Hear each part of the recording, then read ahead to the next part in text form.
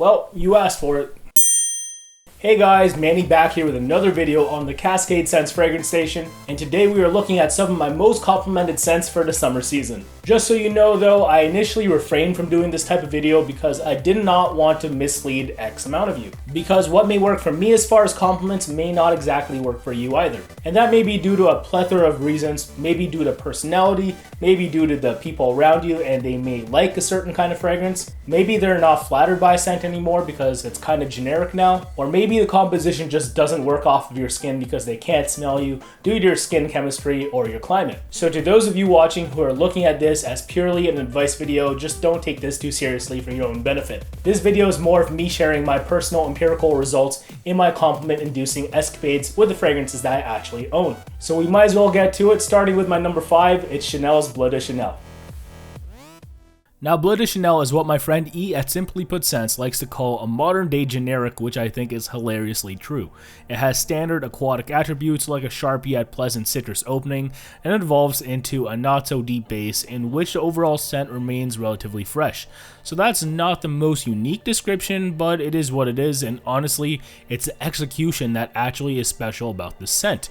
Chanel master perfumer Jacques Polge somehow makes all of that come across as more flattering than most of the other presently played out mainstream fragrances out there. Now, besides its compliment factor, Bleu de Chanel is equally renowned for its versatility, but there's an air of sophistication within the scent, so I actually like wearing it for more upscale occasions during the summer. Can't exactly see myself with this on the beach.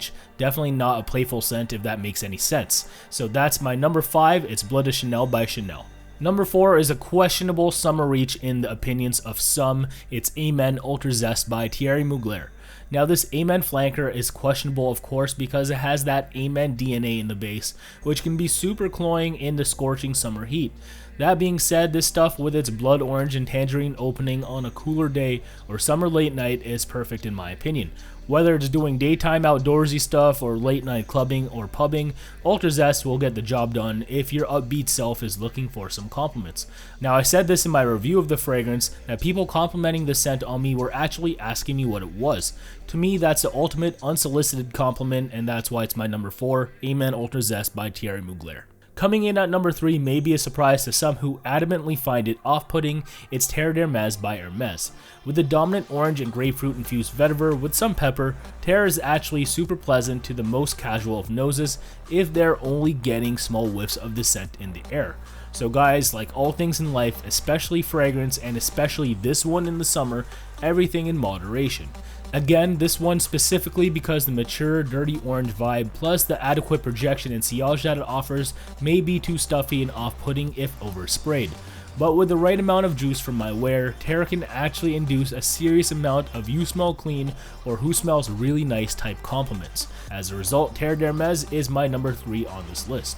Number 2 is one of my favorite fragrances ever, it's Gucci Pour Homme by Gucci. This is actually my 3rd bottle of this juice, and to me something's not right here. I don't want to concretely claim reformulation or batch issues, but this is seemingly the weakest projecting bottle I've ever owned. I know GPH2 hasn't been a monstrous performer for anyone really, but it was fairly adequate for me with my 1st and 2nd bottles. Now with this bottle, I no longer get noticed with it without being in very hot to extreme heat. But when I do get noticed, people actually ask questions about this stuff, which again is the ultimate unsolicited compliment.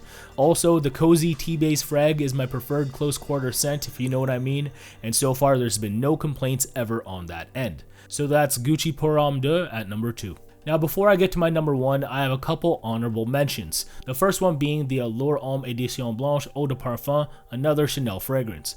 Great DNA here with the vanilla and lemon, which gives off a lemon meringue pie vibe, but with the supposed higher concentration marketed by Chanel, you would think that this stuff performs better than the EDT, but it doesn't. I seemingly only get no more than 6 hours of longevity with this, and the projection is very close to the skin, which is sad for me because it's such a crowd-pleasing scent. However, I do recommend Édition Blanche for your personal close encounter situations because there aren't many fragrances yummier than this one. The other honorable mention is Millésime Imperial by Creed. Again, for the same reasons as Édition Blanche, it doesn't perform but it has a crowd-pleasing DNA. The salty watermelon vibe is somehow so regal and breathtaking in my personal opinion, and a lot of other people feel that way too. Again, that's if they are close enough to you to smell it. So there it is, my honorable mentions in Chanel's Allure Homme Édition Blanche Eau de Parfum Concentration and Creed's Millésime Imperial. Now finally on to my number one, and I wish I had another answer for you, but I don't. It's a legendary Aventus, also by Creed. Despite batch variation issues, like some being more fruity and fresh, and some more woody and smoky, both have been great for compliments in my experience somehow. More often than not this summer it's OMG you smell delicious or OMG what are you wearing. It's my first full summer wearing this juice and I am over the moon with its positive feedback. That and its versatility. Super fun juice to wear casually and refined enough for formal wear or nights out. So that's the almighty Aventus by Creed at number 1. And that's about it for my top most complimented summer fragrances list.